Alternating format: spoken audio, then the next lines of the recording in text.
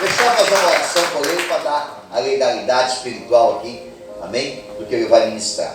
Amado eterno Deus, em nome de Jesus, eu oro pela vida do pastor Luciano, pedindo a tua graça, a tua bênção sobre a vida dele. O Senhor venha usá-lo grandemente na palavra e na oração nesta manhã para abençoar esta igreja e que através da boca dele o Senhor venha falar conosco em nome de Jesus. Amém.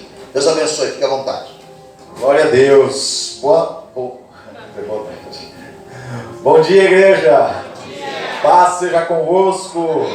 Quem está feliz com Jesus diz amém. Amém. Quem está feliz por estar na casa de Deus, diga glória a Deus. Glória a Deus. Aleluia. Vira para a pessoa que está ao seu lado, não cumprimento, porque está proibido, distanciamento.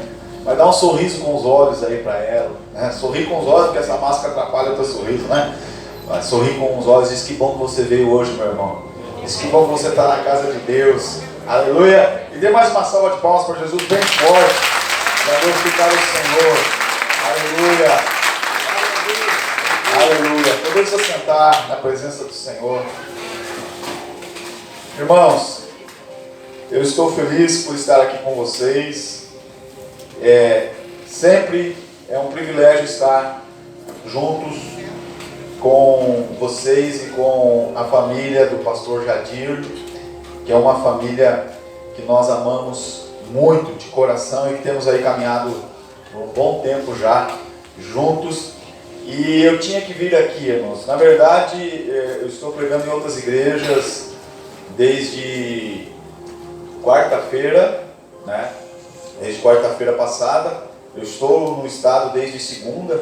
Eu vim segunda, cheguei terça no estado, né? Fui visitar um pastor amigo na terça-feira e na quarta eu fui ministrar lá em Porto Alegre. Ministrei em 2 igrejas em Porto Alegre na quarta, na quinta, e ontem fizemos um seminário na igreja do pastor Tiago lá em Porto Alegre, né? E semana que vem vamos estar em Nova Hartz, tá? Mas o que eu quero dizer é que todas essas igrejas que eu agendei aí era só uma desculpa para eu poder vir aqui no pastor Jadir. Amém? Porque eu gosto de estar aqui, irmãos. É bom demais estar aqui.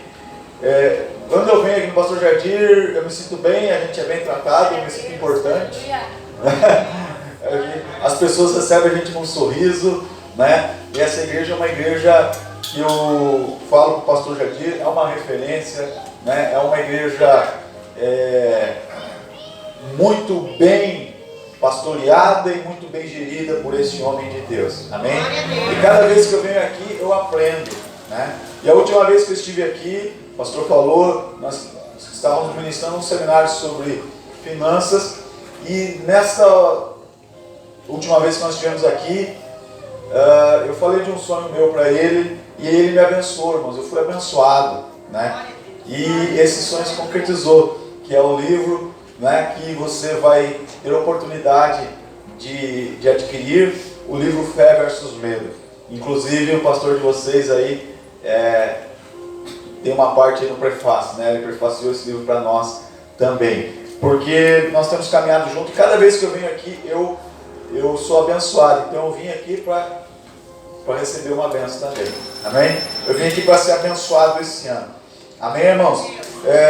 Ano passado não pudemos estar por motivos aí óbvios, né, dessa pandemia, e a pandemia mexeu com todo mundo, mexeu comigo, mexeu com você, mexeu com as estruturas do Brasil e do mundo, né? Muitas coisas não vão voltar a ser da mesma forma como eram antes, né? As estruturas sociais e políticas do mundo foram alteradas com essa pandemia, amém? E nós temos que parar e refletir sobre o papel que nós temos como igreja, né? Diante disso tudo nós temos que parar e refletir. Qual é a minha importância nisso tudo? Qual é a minha função nisso tudo? Né? Qual é a minha responsabilidade nisso tudo? E foi isso, irmãos, que me levou a escrever. Eu vou dar um pouquinho do testemunho desse livro, porque esse livro, irmãos, Fé versus Medo, ele é aquilo que eu chamo, ele é autorreferente, ou seja, ele é o resultado daquilo que ele mesmo fala.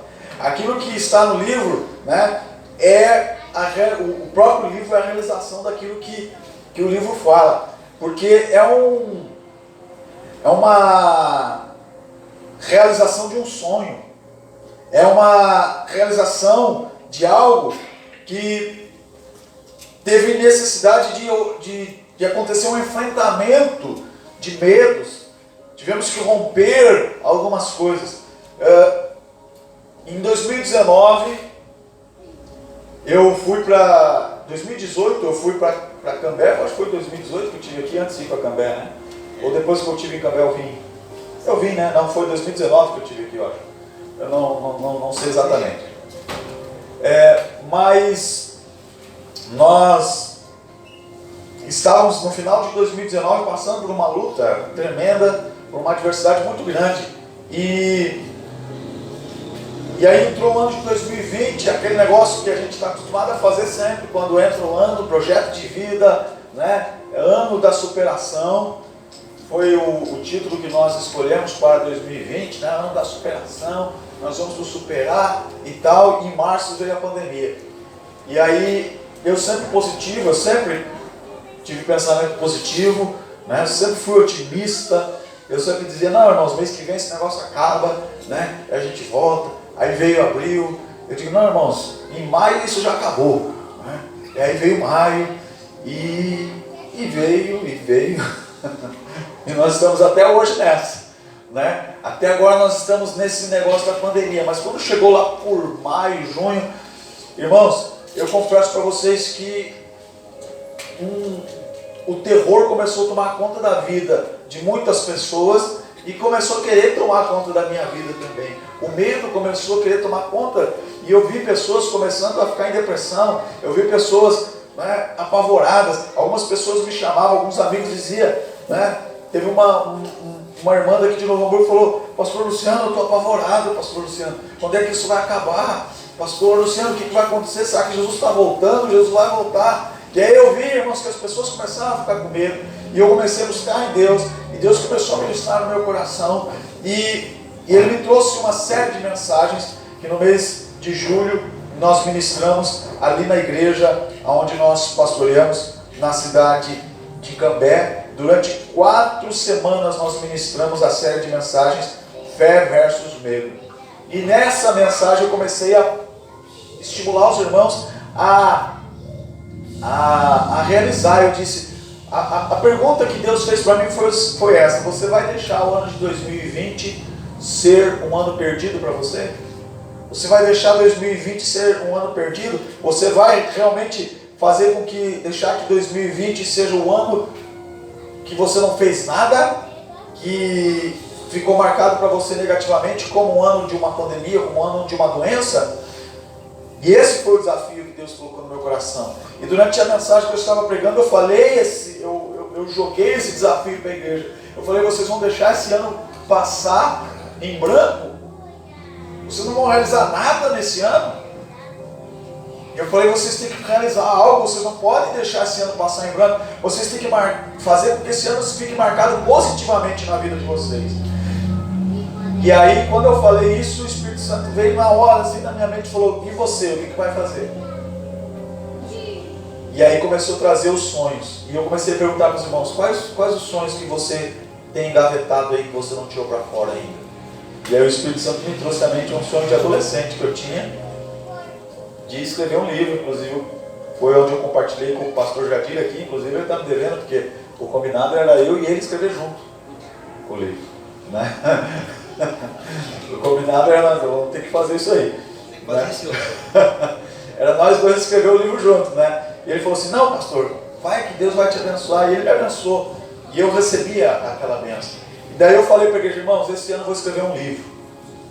Quando eu falei, eu voltei para casa e falei, o que eu fui falar, né? Eu tenho essa mania, eu tenho a boca grande, né?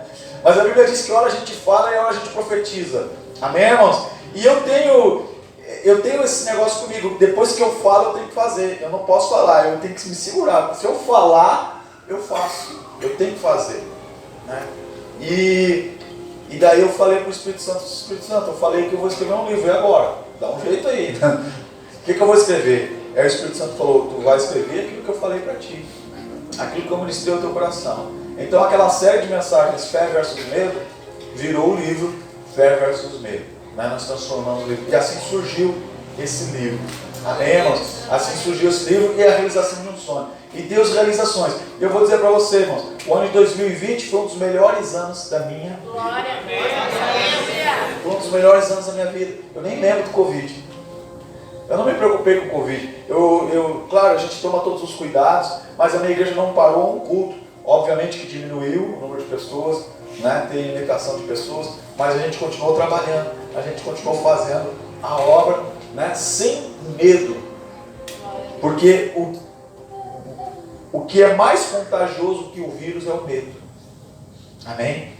E aí nesse ano de 2020 também eu tive o privilégio de realizar um outro sonho que há muito tempo eu prometia com meus filhos, que nós íamos fazer, que era tirar umas férias, né, juntos numa praia abençoada. E aí Deus me começou a abrir oportunidades e eu fui com meus filhos no ano passado para Fortaleza. Amém? Teve um outro motivo a mais, um plus a mais, né? Mas enfim, nós fomos para Fortaleza e estou indo para lá novamente no mês que vem, setembro. Setembro eu estou indo para Fortaleza para ministrar numa conferência lá da Igreja Cristã Apostólica e vou pregar em mais outras 3 igrejas quadrangulares lá em Fortaleza, também levando essa mensagem de fé versus medo. Amém, irmãos? Eu quero que vocês orem. Eu vim aqui para buscar essa bênção, porque eu quero ir abençoado para lá. E se Deus quiser, né, vai acontecer. O pastor Jadir vai me visitar lá em Fortaleza. Amém? Né, porque se Deus quiser, ano que vem eu já vou estar casado. Em nome de Jesus. Amém, irmão? Deus me arrumou uma varoa lá em Fortaleza, irmão. Deus é Deus, né? Onde a gente não imagina, Ele providencia, né? Ele abre os caminhos, Ele faz as coisas acontecerem onde a gente não espera, amém? E Deus é fiel.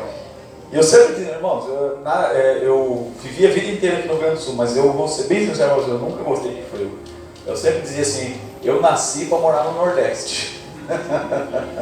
Porque o frio para mim me judia, viu? O frio para mim me judia. Então, e eu acabei vindo para cá agora, no mês mais frio, né? Mas enfim. Mas irmãos, vamos falar da palavra de Deus, para não dizer que nós não falamos da palavra de Deus. Vamos abrir a Bíblia em Lucas capítulo 19, versículo 11. Lucas 19, 11. Eu quero ministrar o coração de vocês hoje. Aleluia. Assentados mesmo. Leia com atenção.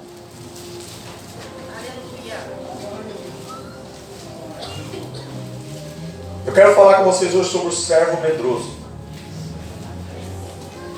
Lucas 19, 11 diz assim: ouvindo eles estas coisas, Jesus propôs uma parábola, visto estar perto de Jerusalém, e lhes parecer que o reino de Deus havia de manifestar-se imediatamente. Então disse: certo homem nobre partiu para uma terra distante, com o fim de tomar posse de um reino e voltar. Chamou 10 servos seus, confiou-lhes 10 minas, e disse-lhes: negociai até que eu volte. Mas os seus concidadãos o odiavam e enviaram após ele uma embaixada, dizendo: não queremos que este reine sobre nós. Quando voltou, depois de haver tomado posse do reino, mandou chamar os servos a quem dera o dinheiro, a fim de saber que negócio cada um teria conseguido. Compareceu o primeiro e disse: Senhor, a tua mina rendeu 10.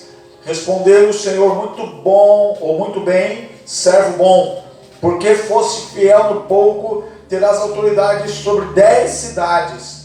Veio o segundo dizendo: Senhor, a tua mina rendeu 5. A esse disse: terás autoridade sobre 5 cidades. Veio então outro dizendo: eis aqui, Senhor, a tua mina, que eu guardei embrulhada num lenço, pois tive medo de ti. Pois tive medo de ti, que és homem rigoroso, tiras o que não puseste e ceifas o que não semeaste.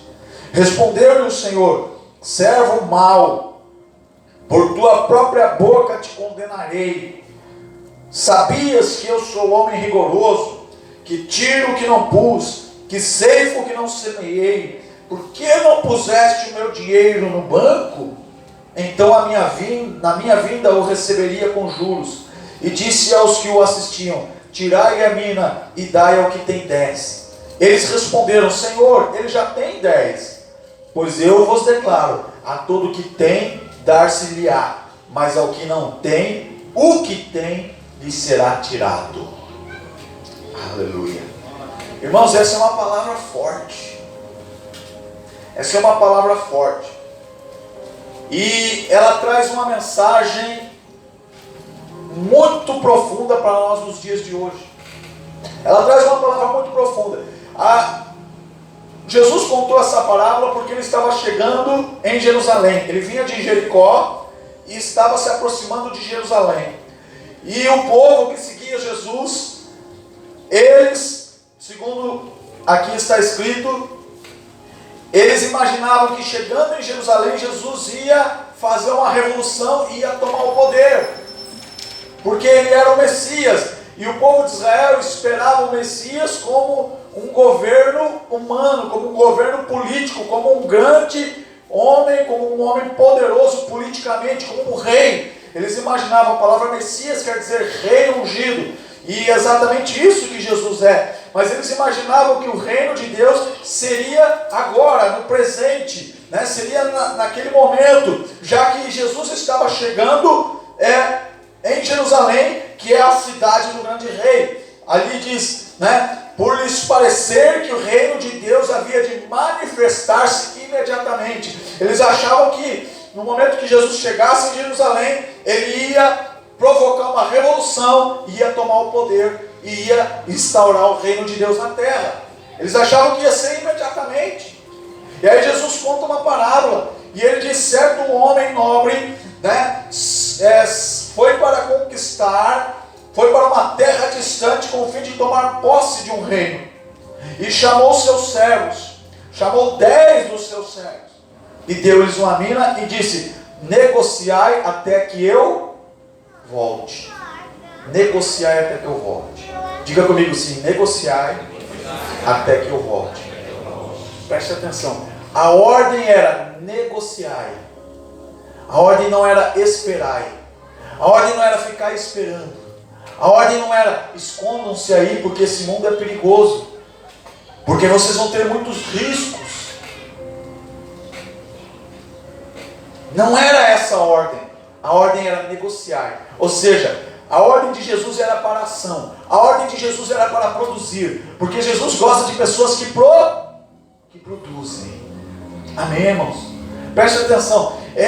Isso aqui é certo, é óbvio que Jesus está falando da sua segunda volta.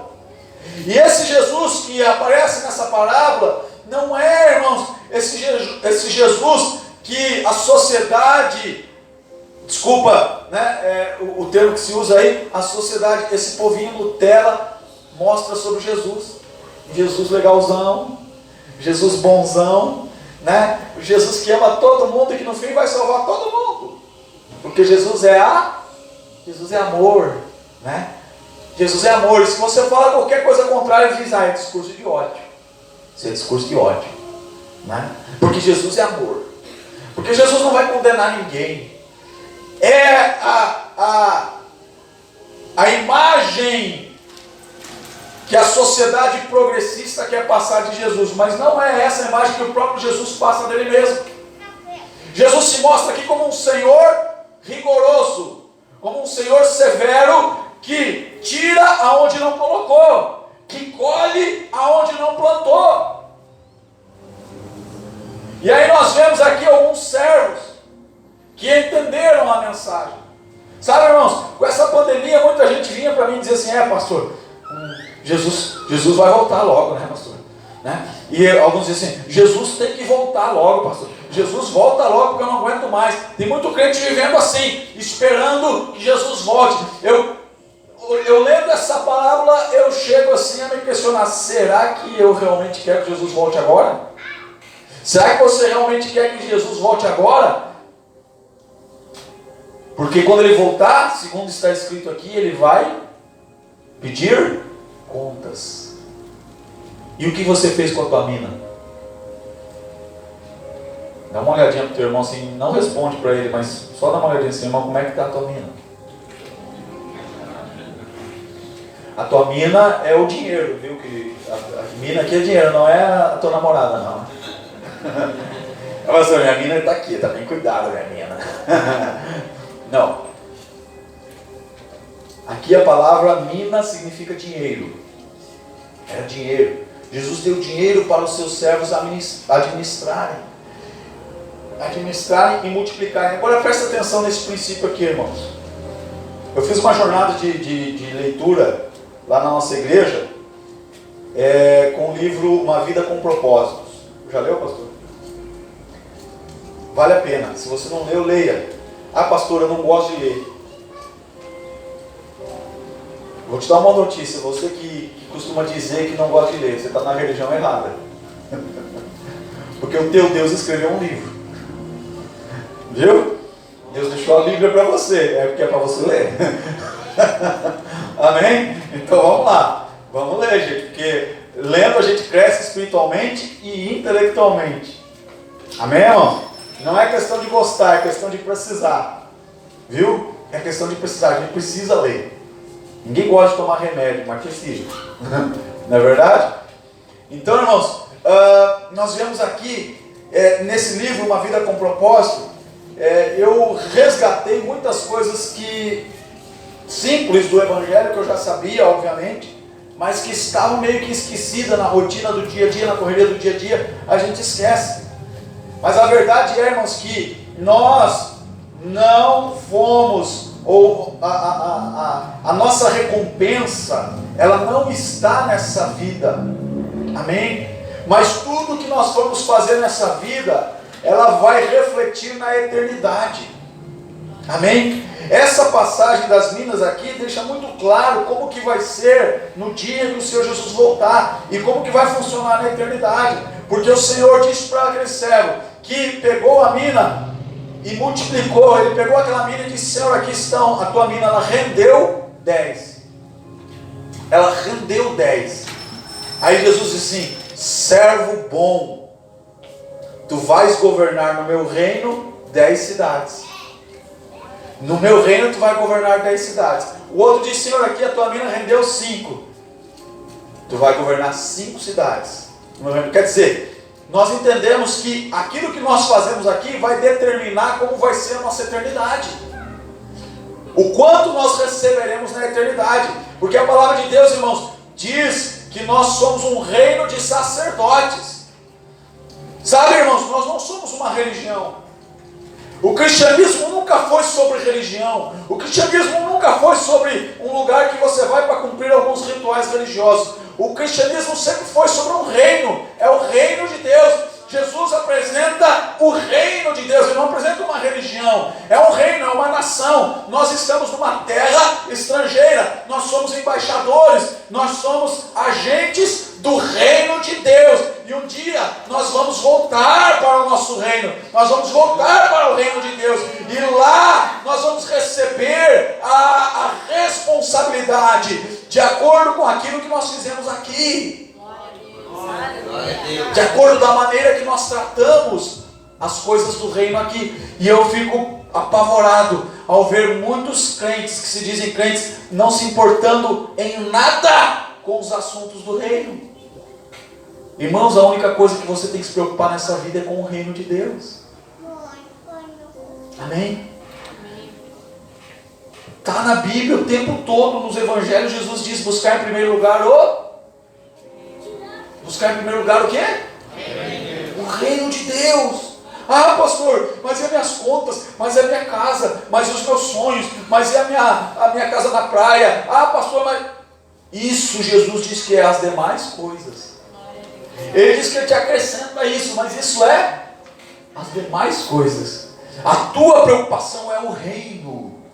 Porque é o que você faz com os assuntos do reino de Deus nessa terra que vai determinar o quanto você vai receber na eternidade.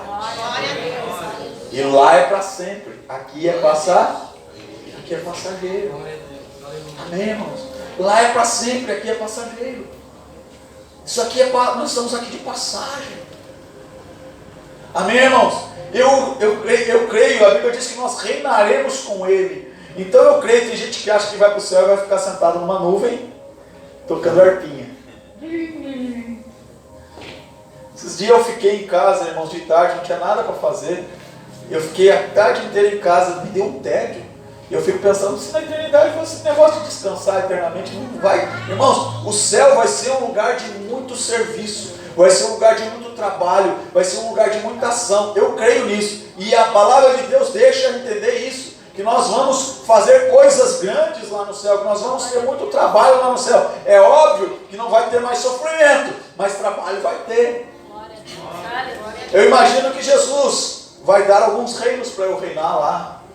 Talvez, sei lá, né? O pastor Jardim vai receber uns 10 reinos para reinar no céu, né? Talvez eu receba uns dois ou três, né? Mas é de acordo com o que nós estamos trabalhando aqui. Quando nós estivermos no céu, o Senhor vai nos dar a responsabilidade. É como promoção. Amém? É como promoção. Lá na empresa você está lá, você começa como office boy na empresa. Você trabalha bem como office boy, né? Aí você recebe uma promoção para ser supervisor lá, né? Ou sei lá o que.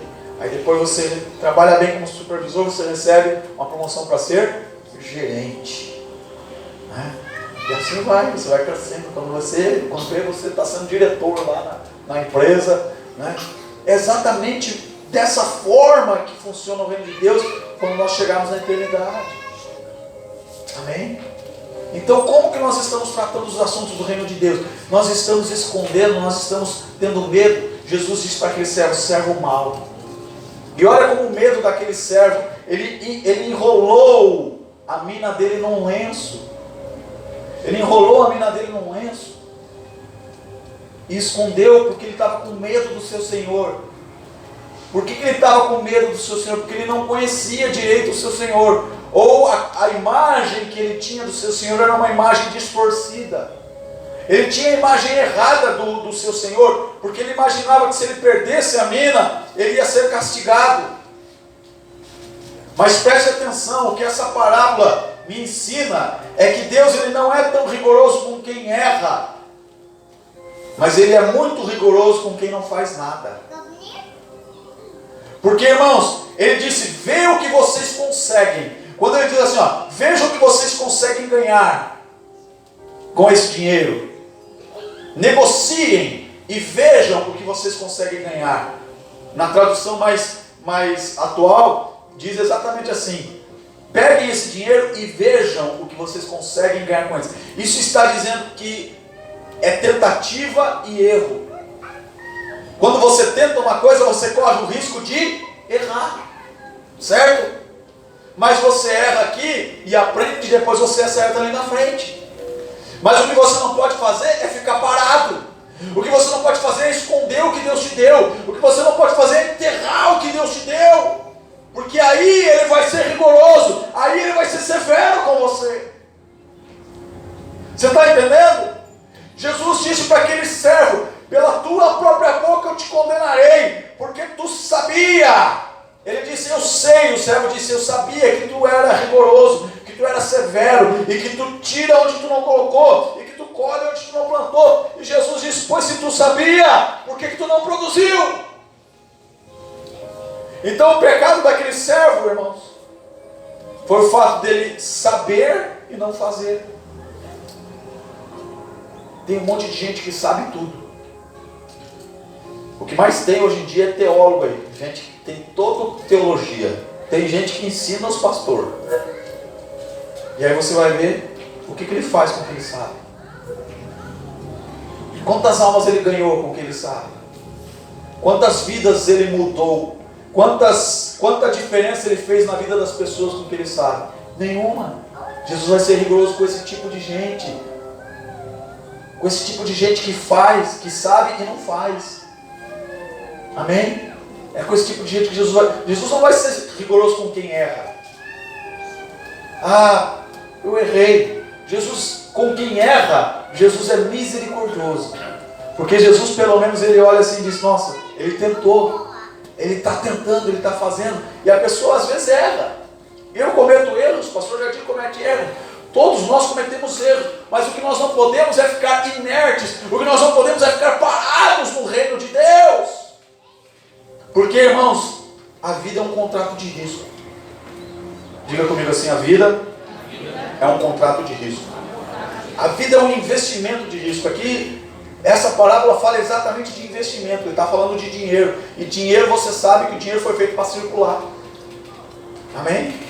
O dinheiro não foi feito para ficar parado. O dinheiro tem que circular.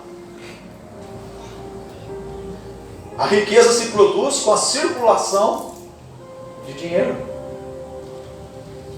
Amém? Então, a vida é como os investimentos. Tem risco. Alguém que trabalha com investimento já operou na Bolsa de Valores? Sim ou não? Quem sabe o que é trade, day trade? Ah, mas aqueles gráficozinhos que aparecem, vocês já viram, não viram? Já viram aqueles gráficos? Hoje a Bolsa de Valores subiu tantos por cento. Hoje a Bolsa de Valores caiu tanto. Então, são investimentos de risco. Eu aprendi, estudei um pouquinho sobre investimento. E cheguei a fazer umas operações na Bolsa de Valores. E perdi dinheiro. E também ganhei dinheiro. Só que você, quando vai estudar investimentos, você vai ver que é cheio de altos e baixos. Amém? Uma hora está lá em cima, outra hora está embaixo. As ações da Petrobras subiram. Agora o Bolsonaro disse que vai trocar o presidente da Petrobras. Despencou as ações. Ou que teve gente que perdeu dinheiro nesse dia, né? Despencou as ações. Aí o Paulo Guedes disse que não sei o que lá, subiu as ações. Isso é altos e baixos. A Bolsa de Valores funciona assim, são riscos. A vida também é feita de altos e... A vida é feita de altos e baixos. Sabe como é que faz para crescer? É quando você aproveita bem os altos e quando você aproveita bem os baixos. Você tem que saber aproveitar os momentos de baixa na vida também. Porque, irmãos, quando você tira a lição dos teus erros, você não errou, você aprendeu, você ganhou experiência. Então, nos momentos de baixa, você tem que aprender. E você também tem que aproveitar os momentos de alta. E a vida é assim, cheia de altos e baixos. E quando você tiver sabedoria para discernir esses momentos da tua vida e tirar o melhor que cada um desses momentos pode te oferecer, você vai crescer, você vai prosperar e você vai multiplicar. Eu aprendi uma máxima no não é ser perfeito, o importante é ser lucrativo. Então você não vai fazer tudo perfeito, você vai cometer erros, mas desde que no final você seja lucrativo, tá bom? Amém? Outra coisa que eu aprendi nos investimentos: quem ganha dinheiro nos investimentos é quem pensa a longo prazo. Amém? Sabe qual que é o problema de muita gente? Muitas pessoas são imediatistas. Elas querem tudo para ontem. Elas querem tudo no urgente. Elas querem tudo agora, né? Até os milagres. Elas querem milagres instantâneos, tipo miojo, né? Miojo é instantâneo, mas não é uma coisa insossa, uma coisa que não tem gosto, uma coisa ruim. Nada do que é importante, irmãos, preste atenção. Nada do que é importante acontece da noite para o dia. É necessário um processo. Nada do que é importante acontece da noite para o dia. Tem uma frase que diz assim: é necessário 20 anos para ter o sucesso da noite para o dia. Para ter o sucesso é necessário 20 anos. Quantos anos o pastor Jardim está aqui? 13? Foi assim o tempo todo. Quanto tempo levou? Eu lembro que fazia 2 anos que ele estava aqui. Quando eu vim pregar lá na igreja, tinha 10 pessoas, 5 eram da família dele. Leva-se tempo para ter um sucesso da noite para o dia. Pelo menos 20 anos para você ter o sucesso da noite para o dia. Mas quando existe perseverança, o importante é que no final você vai ganhar. Amém? Até chegar no final, você vai ter altos e desde que no final você esteja lucrativo, é o que importa. Por isso nós aprendemos que o que importa não é o começo, o que importa é o final. E você tem que pensar a longo prazo. Só que o longo prazo, irmãos, para você, chama-se eternidade. O nosso longo prazo não é o longo prazo da Bolsa de Valores. O nosso longo prazo é a eternidade. Nós temos que pensar lá. Só que tem mais algumas coisas que eu aprendi nos investimentos, para eu encerrar. Nesse sobe e desce da Bolsa de Valores, tem uma coisa chamada suporte. O que é suporte? É quando começa a cair, está embaixo, a bolsa está embaixo. Ele começa a cair, ele bate num ponto e ele não desce mais. Ele bate ali, daí ele sobe um pouquinho, tenta cair de novo, bate no mesmo ponto e volta. Tenta cair de novo e bate no mesmo ponto. Isso chama-se, a gente aprendeu que ali ele encontrou um suporte, quer dizer, não desce mais que aquilo. Se ele romper o suporte, ele vai descer mais. Aí vai cair mais. E aí entra naquilo que a palavra de Deus diz, que um abismo chama outro. Um abismo chama outro abismo. Sempre pode piorar. Diz para a pessoa que está ao seu lado assim: irmão, sempre pode piorar. Ele diz assim: você precisa encontrar um suporte. Amém? Irmãos, eu tive momentos na minha vida que o que não me deixou cair foi a minha família, foi os meus pais, foi os meus filhos, serviram de suporte para mim. Eu tive momentos na minha vida que o que não me deixou cair foram os meus amigos, foram os conselhos dos meus amigos, serviram de suporte para mim. Eu tive momentos na minha vida, irmãos, que eu precisei me apegar com todas as forças em Deus, senão eu ia cair. Mas graças a Deus eu tinha um suporte, eu encontrei suporte. Tem pessoas, irmãos, que elas não têm suporte, não tem nada que dê suporte a ela.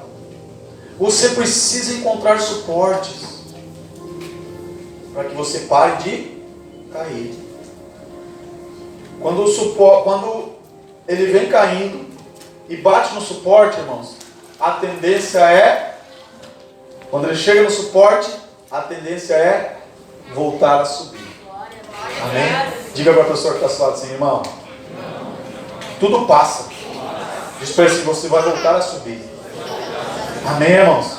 E aí assim, ele fica ali no suporte, e aí dali a pouco você aprende a fazer leitura de gráfico, né? Você aprende leitura. Aí tem um sinalzinho no gráfico assim que a gente chama de impulsão. Quando aparece aquele sinal, a gente sabe, agora vai. Agora vai. Amém, irmãos? Então na vida nós precisamos encontrar coisas que nos impulsionem também. Amém, irmãos? A gente precisa encontrar coisas que nos impulsionem. A gente precisa entender isso. Então os nossos sonhos, os nossos projetos, ninguém pode viver sem sonho, irmãos. Você precisa viver sonhando. Você precisa, encontrar. Você não entende quando eu digo que esse livro, irmãos, ele é a realização do que ele mesmo prega. É porque esse livro foi uma impulsão para mim. Foi algo que me deu uma impulsão. A vontade de escrever esse livro fez com que eu voltasse a subir, fez com que eu parasse de cair no medo e arrumasse força, encontrasse força para voltar a produzir e desenrolar aquela minha mina que estava enrolada e fazer ela multiplicar. Amém, irmãos? Olha para o irmão que está ao seu lado assim: irmão, desenrola essa mina, desfaz ela multiplicar. Irmãos, essa mina que está enrolada aí pode ser um sonho teu, pode ser o teu negócio próprio, pode ser aí a realização do teu casamento, da tua família, pode ser, enfim, o teu ministério, seja lá o que for, o sonho que você tem que desenrolar e fazer ele produzir. Preste atenção, irmão, você não honra a Deus só pregando. Tem gente que acha que a atividade espiritual que servir a Deus é só pregar no altar, ou é só louvar, ou é só cantar, ou é só assediar com diaconisa. Isso é espiritual. Não, irmãos, a Bíblia diz que tudo que nós fazemos tem que ser feito para a glória de Deus. Quer comais, quer bebais, ou fazer outra coisa qualquer, fazer para a glória de Deus. O teu trabalho, se você é zelador lá, faxineiro, você está limpando, você tem que cuidar lá, fazer isso para a glória de Deus. Amém? Se você lá trabalha na fábrica de sapato, você trabalha lá montando sapato para a glória de Deus. Você pode glorificar a Deus em todas as atividades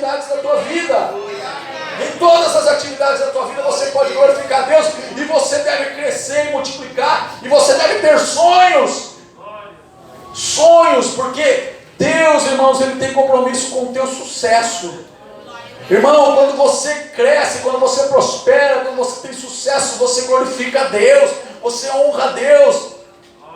Deixa eu te dizer uma coisa.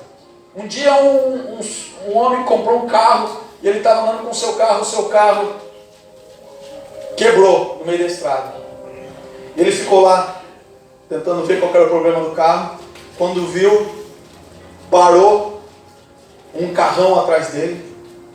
Um carrão parou atrás dele e desceu um homem todo elegante, todo chique, e falou assim: posso lhe ajudar?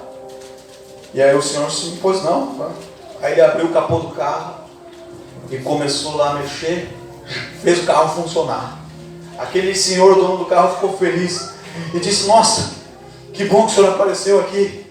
O senhor, quanto que eu lhe devo? Aí aquele homem falou assim: não, você não me deve nada. Eu sou o Henry Ford. Eu que projetei esse carro. E cada vez que eu vejo ele não funcionando direito, eu não gosto, eu fico ruim, eu fico triste quando eu vejo um projeto meu não funcionar direito. Você não me deve nada. Preste atenção, irmãos. Deus te criou para a grandeza. Deus te criou para multiplicar. Ele é o teu fabricante, Ele é o teu criador. Amém? E Ele não fica feliz quando Ele vê que você não está funcionando direito. Ele não fica feliz quando Ele vê que você não está funcionando do jeito que Ele projetou você para funcionar. Amém, irmãos? Por isso que quando você cresce, quando você tem sucesso, quando você prospera, quando você está no propósito de Deus, você está honrando a Deus. Você está glorificando a Deus. Diga graças a Deus. Amém, irmãos? Então, encontre coisas que te impulsionem para cumprir o propósito de Deus para a tua vida. Mas tem mais uma coisa, irmãos, para encerrar, que eu aprendi no mundo dos investimentos. Assim como você encontra suportes, quando você está em alta, você bate num ponto que é chamado de resistência. E a resistência funciona mais ou menos como suporte, só que na alta. Você começa a bater e ele começa a voltar. Bate e volta, bate e volta, bate e volta. Você vai encontrar resistência também. Não pensa que vai ser fácil. Na vida nada é fácil, irmãos. Sempre você vai encontrar resistências. Amém? Mas eu tenho uma notícia para te dar. Quando a resistência ela é rompida, a alta é muito maior. Amém? Aí, irmão, nada te segura, é que nem um foguete. Quando você rompe a resistência, aí vai, como a gente diz, vai no embalo. Aí faz assim, ó. Eu lembro de um dia, irmãos, que eu estava operando ali na bolsa, né, fazendo trade. E aí eu olhei assim, e estava batendo na resistência, e estava batendo. Eu falei: poxa vida, nunca vai romper essa resistência, nunca vai romper. Aí dali a pouco ele deu uma rompidinha assim, como se tivesse furado, né, o teto. E eu falei: agora vai. Aí eu entrei. E aí fez isso aqui, ó. Eu opero pouco na bolsa de valores, eu arrisco ali 20 e poucos reais, 50 e poucos reais. Mas aqueles 50 e poucos reais que eu investi, ele virou 150 reais em 3 minutos. Porque ele rompeu a resistência e fez assim, ó. Amém? Eu profetizo na tua vida que você vai romper as resistências, amém? Você vai romper as resistências na tua vida e o teu crescimento vai ser um crescimento grande em um nome de Jesus, amém? Dá uma salva de palmas para o Senhor Jesus, glória a Deus, aleluia! Vira para o irmão que está ao seu lado e diz assim: irmão, eu profetizo um romper das resistências na tua vida. Você vai romper todas as resistências em um nome de Jesus. Amém? Glória a Deus. Coloca em pé no seu lugar. Põe a mão na altura do teu coração. Glória a Deus. Louvado seja o nome do Senhor. E eu quero orar por você. Eu quero abençoar a tua vida.